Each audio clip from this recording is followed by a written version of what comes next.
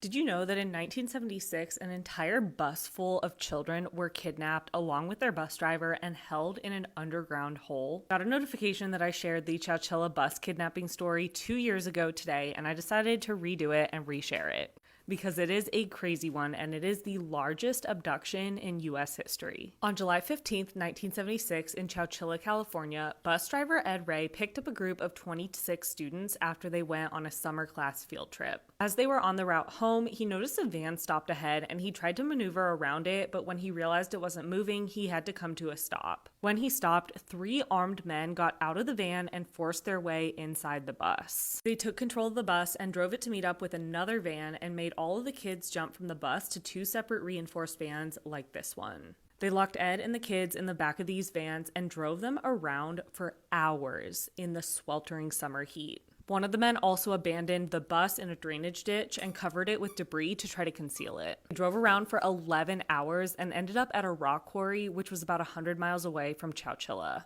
The quarry, they forced Ed and the children to go into this underground truck trailer that they had buried 12 feet under the surface. They'd stocked the inside of the trailer with mattresses, some food and water, and turned the wheel wells into toilets. Once Ed and the kids were inside, they covered the top with a heavy metal object and began piling dirt on top of it.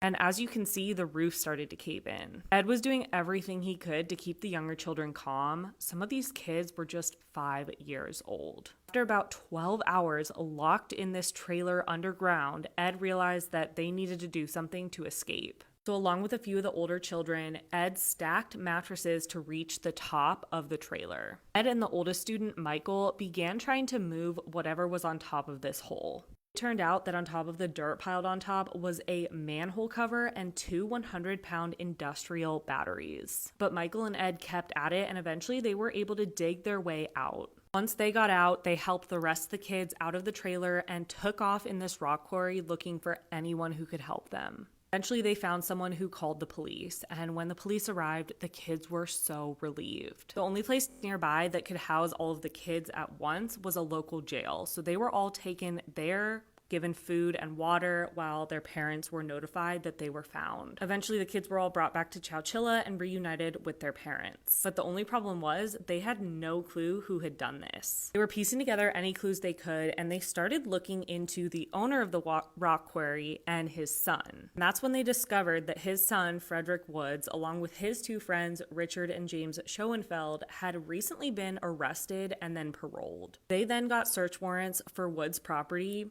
and that's when they discovered what had happened. On the property, they found this document titled Plan that detailed exactly what they were going to do. This literally was a step-by-step plan of what they were going to do. They wrote things down including stop the bus, transfer the occupants, put them to sleep, take them to hideout, lock them in. They also found this draft of a ransom note. Woods and the 2 Schoenfelds had orchestrated this entire kidnapping to get ransom money. But because of how big the kidnapping was in the news, the ransom note was never actually received and didn't get any attention or news. Finally, at the property, on the back of this Carl's Jr. wrapper, investigators found a list of all of the children's names. Kidnappers had written this list down as they transferred the kids from the van into the trailer. 8 days after the escape, 24-year-old Richard Schoenfeld turned himself in and confessed to what he and his friends had done.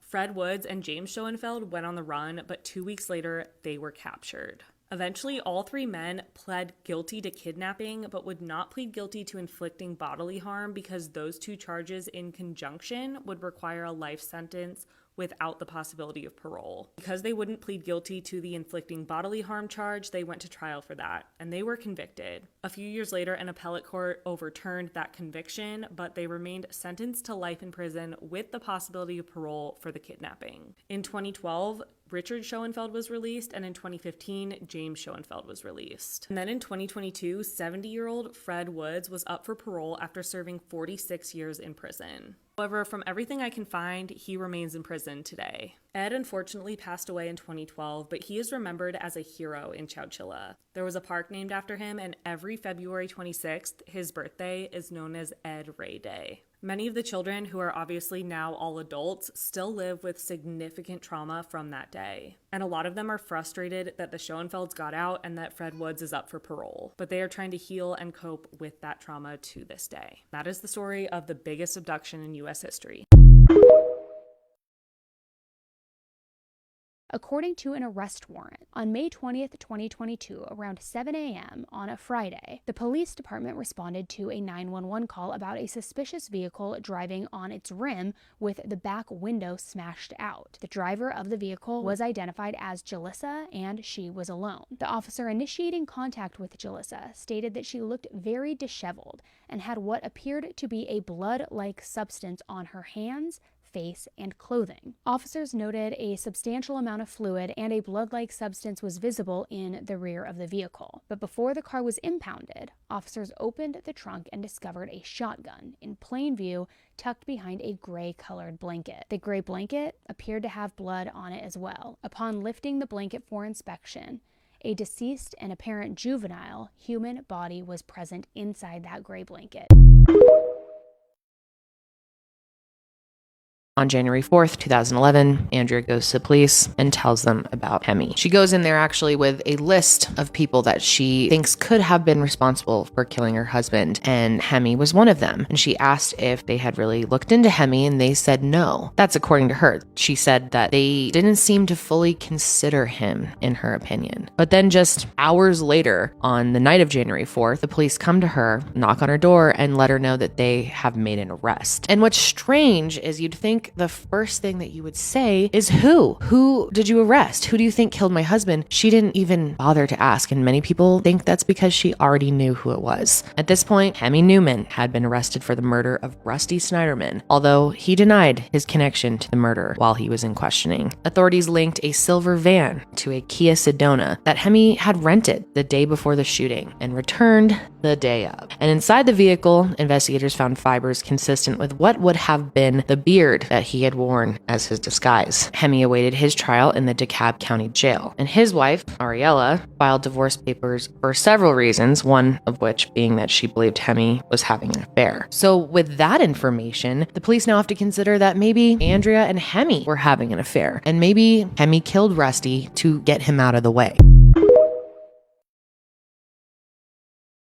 On January 30th, 2023, a woman who we will call Abby went to the university hospital. While she was there, she was given a SANE exam. The reason she went in was because of the events that she claimed happened on January 29th, 2023. After meeting on Hinge and speaking back and forth for a few weeks, Abby and Steven decided to go out on a date. So after breakfast, when Steven invited her to his place to hang out a little bit longer, she decided to go. When they got to his condo, the two of them played Jenga together before getting inside the hot tub. Around that time, Steven served her another drink, which started to make Abby sick, and Abby does not recall anything from around noon to 9:40 p.m. that day. The only thing that she remembers is waking up to paramedics at her house, but her chest was full of hickeys, which were not there before the initial meetup with Steven. On March 22nd, 2023, Steven was taken into custody for 3 counts of assault in a sexual manner. This is everything that happened on the news today, but it's going to be simplified in 60 seconds. Walmart is now officially saying goodbye to self-checkout machines, which is crazy. Basically, they're starting to do this at various different stores because of theft issues, so okay. A new update for the iPhone called iOS 17.5 just reportedly made users' deleted photos reappear.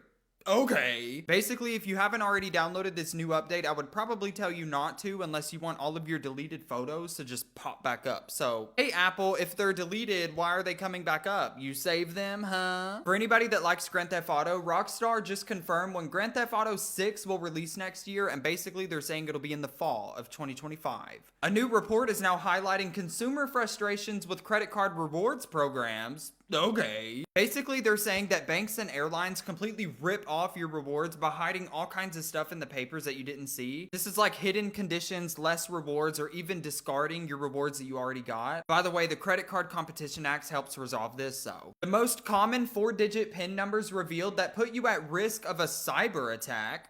Okay. These are the most common pins. So if you use these, by the way, my pin is literally on here, so I just changed mine, but okay. I give you these daily roundups every day, so make sure you add me and come back to me tomorrow. So the day after Sheila and Rachel ended Skylar's life, Rachel, the next morning, went to church camp, but what Sheila did is quite literally disgusting. The next day, Skylar's parents were freaking out. They had no idea where she was, and so her mom began to call Skylar's friends and family. And when Skylar's mom called Sheila, Sheila went over to Skylar's house, met with her mom and dad, sat on Skylar's bed, cried with her mother, wondering when Skylar was going to come home. So she ended her life the night prior, then was sitting on Skylar's bed, consoling her mom, telling her that everything was gonna be okay and that Skylar would come home and that they would find her. And not only did she do that, but she literally tweeted, and I quote, "We really did go on 3."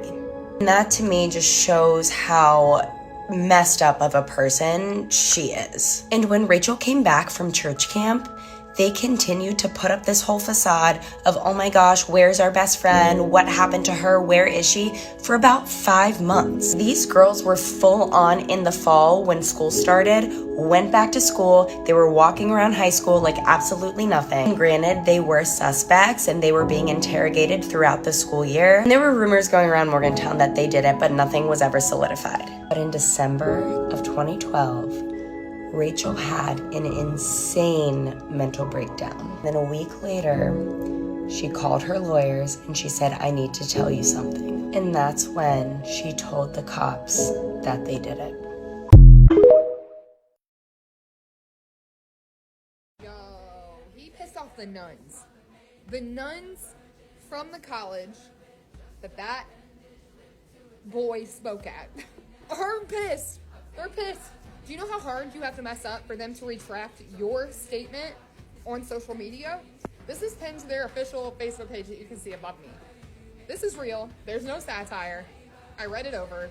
This is insane. It's too big to fit in one post. I couldn't even screenshot it all one time, so please head over to that page you see above me to read the rest of it. But in summary, they are basically saying that in no way whatsoever does motherhood succumb to the amount of woman that you are, and in no way, shape, or form does any of his commencement speech reflect any of the values of the college. Do you know how bad you have to be to get the nuns pissed off at you? You're cooked, bro. You're done. This story right here is exactly what women protecting women, girls, this is what it's all about. Listen, you see that guy getting arrested in what looks like a Target? Yeah, let's talk about it. So allegedly, reportedly, Creepshow here was walking really close to this woman in the Target, and she was like, something's up with him. I am going to follow behind him. I'm going to put my cell phone in the cup holder of my shopping cart so that he will be recorded. And what do you think she caught? She caught him trying to read books. At least that's what he would say a bunch of times. But really what she caught was video contains person taking photos under a woman's dress. I won't be showing you those videos or photos, but they are on Facebook. This post is from the woman that saved the day. I ran to Target today in Greenville, North Carolina for a few items. I stopped by the baby section to look at clothes for my grandbaby. A young man was suspiciously close to me and holding his phone at a very weird angle. I thought maybe he was trying to Bluetooth my info from my phone that was visible from my jumper. I was wearing a wide leg one-piece jumper. I love your style, girl. I gave him a look and he murmured something about sorry, he was just looking at clothes. Then I noticed he was getting really close to another woman in the store. I decided this was too much of a coincidence and I decided to follow him at a distance. I stuck my phone in the cup holder of the shopping cart and turned it on video to record him and see what he was up to. A young woman was squatted down looking at something on a bottom shelf and he got right next to her. So close, I was wondering if they were together. They were not. Then she stood up to move a little to her left and squatted again, and the man approached and had his phone and stuck it under her dress and took a photo. Immediately, she shouted at him, and all of this is on video. I shouted at him. He stood up. I told the young lady to call the store security. A store employee heard me confronting the man. She told us someone was on their way. Asset protection man came and talked to us both, showed him the video, and he told me to call 911. The police came, 3 of them, spoke to me, her, and the guy. After viewing my video, they arrested him. He tried telling them that he lost his balance. I'm sharing the video so you can all be alert and aware of your surroundings. Speak up and get the attention of people in the store if you see this happening. We as women need to look out for each other. Also, ladies, you are safe with me. I have your back every time. Yes, she does. Here he is saying, I was just reading books. Y'all, I saw the video. He very purposely leaned down, put his phone, slid it under. No, sir, not books. If you happen to know Thomas Elliott from Greenville, North Carolina, let all the women know to be on the lookout. Also, it's my understanding that he works at a church with children. I hope he is fired immediately, and it horrifies me to think about anything regarding that. So Thomas Elliott, I'm so glad you were caught. I'm so glad you ran into a girl's girl. Don't ever try that again. You will find the wrong woman one day. It's 4 a.m. We just got to work, and there is some big breaking news today. There's a boy in our area that has been missing since January of last year. So I've been covering this case for 18 months, and sources close to the case just confirmed to us that the father has been charged in this boy's murder. But we don't know if the body of the boy has been found. So today's gonna be a long day. Days like today, we immediately hop in the car and I work from the car. I want to quickly show you guys kind of how this remembrance site for Cody Bigsby has grown just within the last few hours. Super quick lunch break before we head to court. It's 8:30 a.m. We're sitting outside of the Hampton courthouse. That way we can get the documents for those charges as soon as it opens. The courthouses don't let you bring your phone in, or not even my Apple Watch, so I'll be right back. Got him. I think it's interesting that there's 2 charges here. Oh, wow. And according to these documents, they say that the father may have killed his son in June of 2021, which would have been 7 months before he was reported missing. I obtained court documents that say Corey Bigsby, the father of missing Hampton boy Cody Bigsby,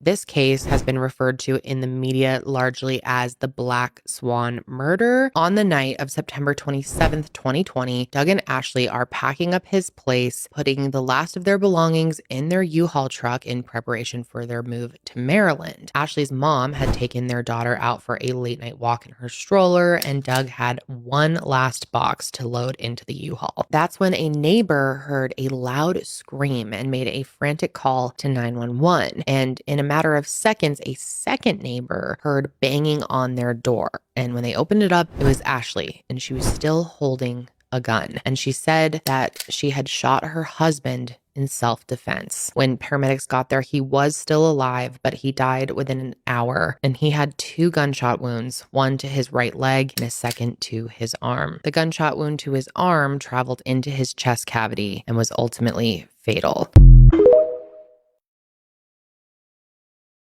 This is everything that happened on the news today, but it's going to be simplified in 60 seconds. For anybody that hasn't heard about this yet, the Lyrid meteor shower peaks this weekend, and it's literally happening tonight if you don't want to forget. All you have to do is look up in the sky after midnight. As long as it's not cloudy, you should be able to see a few. Moon is responsible for frequent... Whoa. A hidden link was just discovered connecting ancient Egypt and the Milky Way galaxy, which is crazy. Basically, back in the day, they didn't have modern day astronomy. They had a goddess. Her name was Nut. Hold up. And what they believed back then is that the goddess would swallow the sun whenever it would set at nighttime, and the reason why it would come back up in the morning is because she would give birth to it. The James Webb Telescope just discovered an extremely red, supermassive black hole that is eating everything around it. Me. For anybody that's wondering, this black hole is 12.9 billion light years away, so it's not going to eat us. This new study has just revealed that napping with your pet is actually good for your health. Crazy. For anybody that doesn't know, today is Earth Day, so go outside and make sure you kick some dirt. And Starbucks is officially giving its plastic cups a complete makeover. Basically, it's got 20% less plastic for like pollution. I give you these daily roundups every day, so make sure you add me and come back to me tomorrow. This is everything that happened on the news today, but it's going to be simplified in 60 seconds. 100-year-old mystery of Antarctica's blood falls was finally solved. I don't know what mystery this was because I didn't know about this until now. Basically, they're saying that this is due to iron oxides, which is technically just rust, but literally who cares? Unexplained mystery on the most remote island on Earth. Basically, they're saying that they found a boat here and they don't know where it came from, but again, who cares? Scientists are now saying that they have the strongest statistical evidence yet of a planet hidden in our solar system. Okay. They're saying that they believe that there could be a hidden planet due to unusual behavior on the edge of the solar system, which is crazy. Tesla just officially recalled all 3,000 of their Cybertrucks due to an accelerator pedal issue. And for anybody that likes Dr. Pepper as much as I do, the creamy coconut flavor is coming out in all stores literally this month. If you know anybody that shops at Trader Joe's, they just officially recalled their fresh basil after a salmonella outbreak. The product is called Infinite Herbs Organic Basil. If it was purchased from February 1st to April 6th, and it's recalled in all these states. I give you these daily roundups every day, so make sure you add me and come back to me tomorrow. Natalie Martin has tragically been found murdered on her senior trip to Myrtle Beach. Natalie just graduated in Ohio, and this past week she and a group of friends were on vacation celebrating. This included her ex-boyfriend, 18-year-old Blake Linkus. Again, tragically, on Wednesday police received a call reporting a deceased woman at a hotel on Mason Drive. There, they found the victim to be 18-year-old Natalie. Police, quote, detected suspicious circumstances and then determined that she had been strangled the night before. From here, investigators collected evidence at the scene along with witness statements. This led to Blake's arrest, with police saying, quote, Blake Linkus did with malice aforethought cause the death of Natalie Martin. The defendant did so by manually strangling the victim. According to a close friend of Natalie's, she and Blake had been a couple for several years up until recently, but the two had reportedly remained friends. So while a motive remains unknown, we know that Blake is being held without bail at a detention center in South Carolina. According to the superintendent from their high school, this was not a school-sanctioned event. It is, quote, a common destination for graduating students in the area. Natalie is described as a free, pure, and wild spirit with a contagious laugh who had a personality out of this world that could bring anyone out of their darkest days. If you can or want to help, the link to her GoFundMe will be in my bio.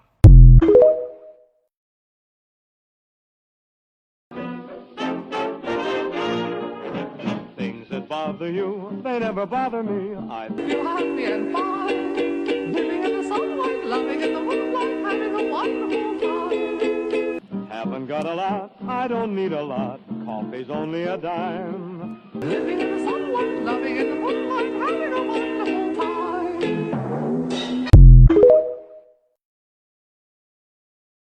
Braylon Otteson, who went by the nickname Breezy, was a 17-year-old girl living in Utah. Breezy started dating a young man named Riley Powell. A few days after Christmas, on December 29th, Riley and Breezy left Eureka and they headed to see Riley's mom in Tukwila, which was about an hour drive north. However, they never made it back to Eureka. Riley and Breezy were reported as missing on January 2nd, 2018. In Riley's social media accounts, investigators learned that Riley had messaged his friend Morgan over on Facebook, and they had discussed Breezy and him coming over to Morgan's just after midnight on December 30th. So police went to visit Morgan on January 9th, where she was living with her boyfriend Jared Baum. Morgan and Jared said they hadn't seen the teens at all. Nobody had seen them, and nobody knew anything. On March 25th, 2018, Morgan was arrested after she was pulled over. When she was taken into custody, she was questioned again about the disappearances of Breezy and Riley, and this time, she had a much different story to tell. Morgan admitted to police that she had withheld knowledge about the disappearance of Riley and Breezy, and that she was actually there when they died, and she saw the whole thing. Jared bound their hands and feet, duct taped their mouths, and put them in the back of Riley's Jeep. Then he drove them to a remote location near Eureka and killed them right in front of Morgan. This is everything that happened on the news today, but it's going to be simplified in 60 seconds. If you haven't heard about this yet, on June the 3rd, there's going to be an event called the Parade of Planets, where 6 planets of the solar system will align in this straight line, and you'll be able to see them with your eyes. If you want to watch this and you don't want to forget, just add me and I'll give you a reminder. The video portal allowing people from New York City and Dublin to interact in real time just reopened with one crucial rule. Basically, if you didn't know, there was a lot of issues happening with people at this portal, so they had to close it down right after they opened it. Basically, they're saying that they now have a proximity-based solution where if anybody tries to do anything sketchy on the portal or hold their phones up, it's now going to blur the entire portal. So, thank you. A large creature and suspected new species found lurking in underground cavern. Okay. Basically, they're saying that they went inside this cave to try to find a species of snail, but they accidentally found a new species of snail that's like 1 millimeter bigger than the other one, and that's large. If anybody has Disney Plus, Hulu, or ESPN Plus, they're now cracking down on password sharing next month. So that's cute. Basically, this means if you're logged into any of these services outside of your home device, you're just going to get booted off and you won't be able to have it. So I give you these news roundups every day, so make sure you add me and come back to me tomorrow. After our first season aired, I got a Facebook message from someone who felt they had a case that we really needed to be looking into. In 2017, a young mother, Heather Turner, 35 years old, super active in the church, she's found dead. It's reported that it's a suicide, and yet, 5 years later, her death is still an open case in this town, still under investigation, and the cause of her death is still undetermined. And there are a number of people in this town that really feel like there's so much more to this story. The circumstances, situations surrounding it, knowing all the players, you know, I have questions of my own that haven't been answered, that need to be answered. Things have happened in this community that are terrible, that people should maybe investigate more, but that's all I'm going to say about that.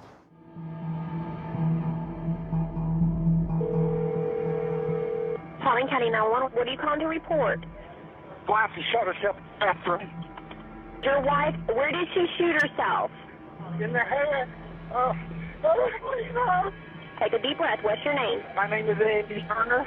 What's your wife's name? Heather. May 2017, the coroner of Paulding County, Lindsay Eberhardt, called my secretary, said, I want y'all to know that Heather's body is ready to be released. And my secretary said, what do you mean? She said, well, Heather Turner has committed suicide. I knew Heather, one of the most beautiful women I've ever seen, inside and out. And I immediately said, there ain't no way. I have been in the field for 23 years. I have never seen a certified Georgia death certificate that did not have a cause and manner of death. It's either self-inflicted, accidental, or murder. Nothing was checked off on Heather Turner's. To this day, it's still undetermined.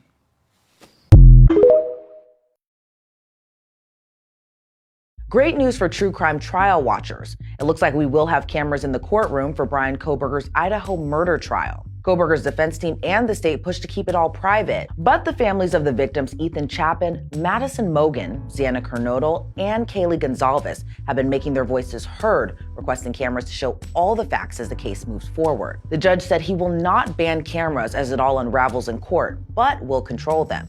Also in a hearing Thursday, the judge ruled against Kohberger's defense team motion to dismiss the grand jury indictment that was handed down to the alleged quadruple killer. Besides it making for an interesting defense strategy, Kohberger's defense team claimed the grand jury was tainted. His lawyers argue the jury was given improper instructions, and there was lack of sufficient evidence and prosecutorial misconduct. His defense team even cited cases from the days of our founding fathers, but the judge didn't fall for it, calling it creative, but he says he's constrained by existing law. Kohberger remains in an Idaho jail as we approach a year since the horrific crime. As we learn more about what's next and when a trial date is set, we'll make sure to keep you updated right here at Law and Crime.